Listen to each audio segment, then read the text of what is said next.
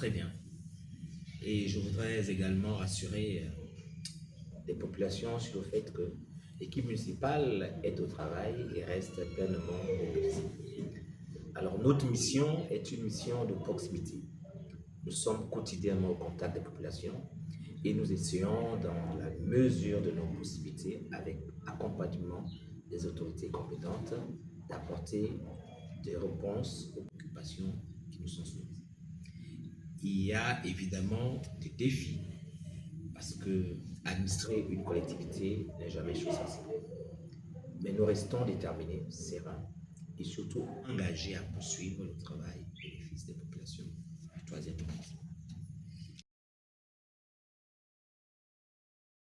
Vraiment avec toute humilité, je voudrais dire que je comprends l'émotion et les préoccupations exprimées par certaines familles. Lorsqu'une opération touche directement un cas de vie aux habitations des populations, il est tout à fait normal qu'il puisse susciter des interrogations. Mais il faut également replacer cette opération dans son contexte. La libération des emprises publiques, l'assainissement et la question de l'évacuation des eaux répondent à des préoccupations d'intérêt général, notamment en matière de salubrité, de sécurité et de prévention des risques liés aux inondations. Vous avez en fait écouté le chef d'État lorsqu'il s'est exprimé devant les deux chambres. Alors, il a bien dit qu'il devait ouvrir les voies, d'abord parce qu'il fallait ramener la sécurité dans les quartiers, et c'est ce qui est en train d'être fait. Je voudrais vous rappeler quelques dispositions aussi de la loi en République gabonaise. Sont indemnisées les personnes titrées, c'est-à-dire les personnes ayant des titres fonciers.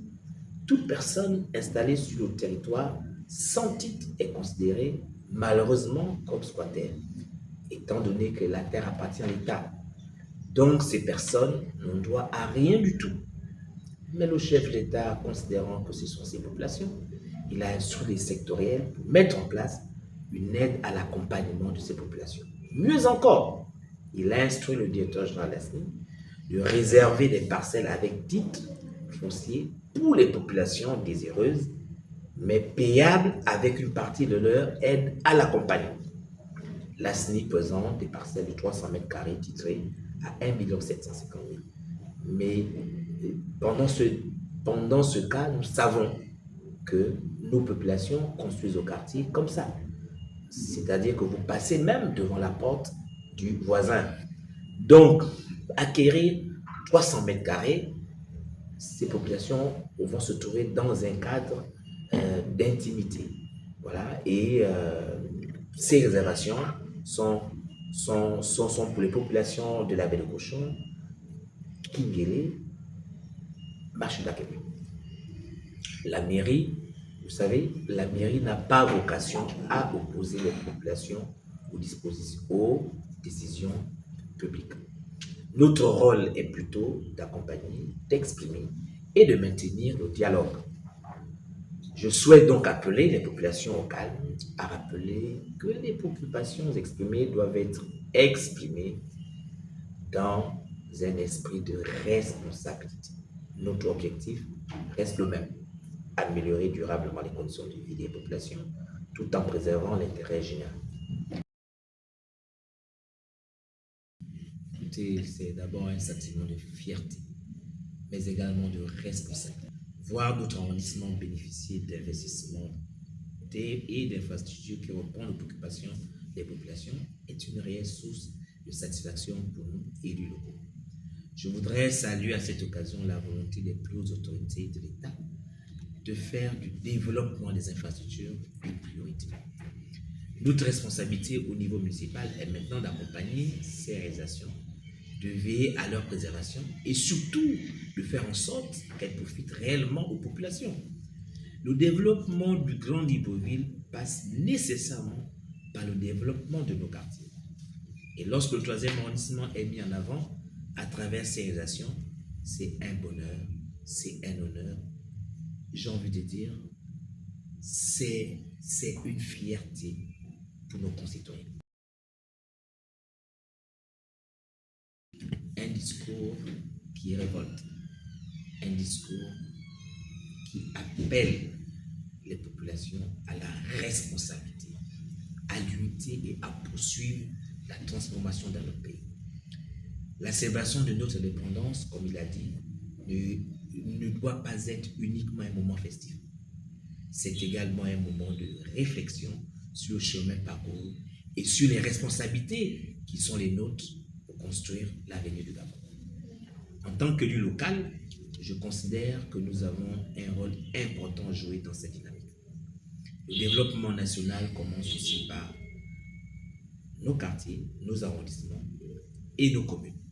Nous devons donc être des acteurs de cette transformation en étant davantage à l'écoute des populations, en améliorant leur cadre de vie et en contribuant à renforcer la cohésion sociale, vœu très cher au président de la République.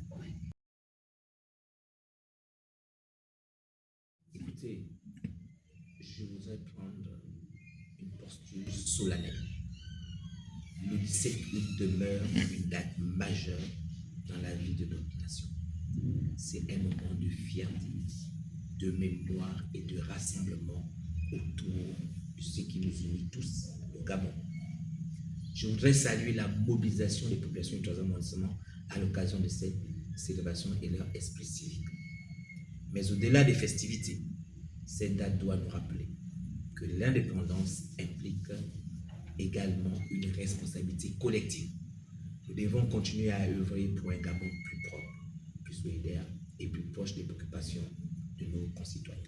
Pour ma part, je voudrais réaffirmer l'engagement de l'équipe municipale à poursuivre son travail au service des populations de notre arrondissement.